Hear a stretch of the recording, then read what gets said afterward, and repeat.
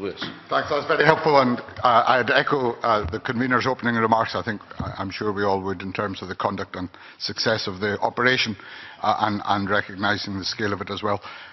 When it comes to lessons learned, clearly there are a number of areas that are important, and I wonder, in terms of the joint working, I think Mary mentioned in your opening statement, joint working with the Electoral Commission and Police Scotland. They are clearly important partners, and I noticed in Neil Milton's report a number of queries over some of those working relationships, and particularly around things the Electoral Commission notified to voters, which were perhaps not as helpful as you felt they might have been, and also the question, without obviously going into any individual cases, but the question of whether Police Scotland took attempted electoral fraud as seriously as they ought to have done.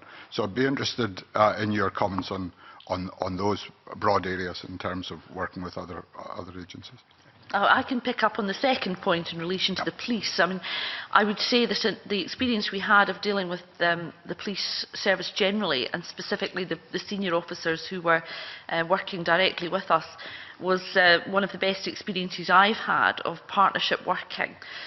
We had very clear lines of communication. We had access to the most senior officers if we had specific concerns, and we planned the whole approach from very early on with regular meetings. I was still meeting with Jim Baird, who was the Chief Superintendent we were working with right up until polling day. In fact, he was at the count.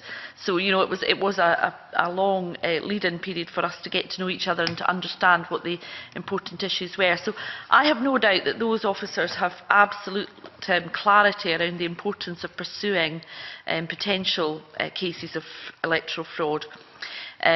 They obviously have to work closely with the Crown Office and Procurator Fiscal Service, and I know that in relation to a number of cases, evidence gathering is still going on.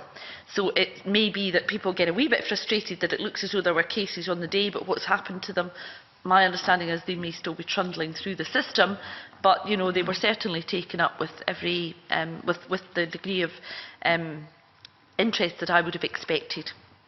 Thanks. In relation to the report, perhaps if I could actually contextualise my report, this report wasn't written as a piece of evidence for this committee. This report was written as an overview which went to a number of sources. It was to inform the Electoral Commission, it was to inform academic organisations that were interested in the referendum, it was to record the position as far as electoral registration officers across Scotland were concerned, and it's been used in a variety of fora. For that reason, I apologise, because at times I start talking about R-11 and E-6 and all sorts of things, but they're just electoral administrators' terms, and maybe when you've been in amongst electoral administrators as much as I have, then you start to take on these things, which is possibly regrettable. And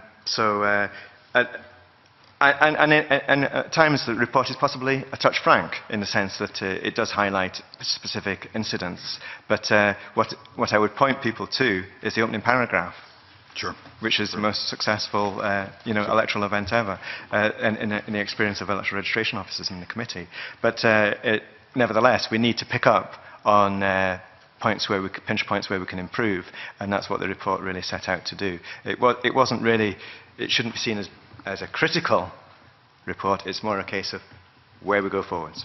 Absolutely, and that was, and hence the contextualisation of my question as well, recognising the fantastic success of the operation as a whole, but pursuing those particular points.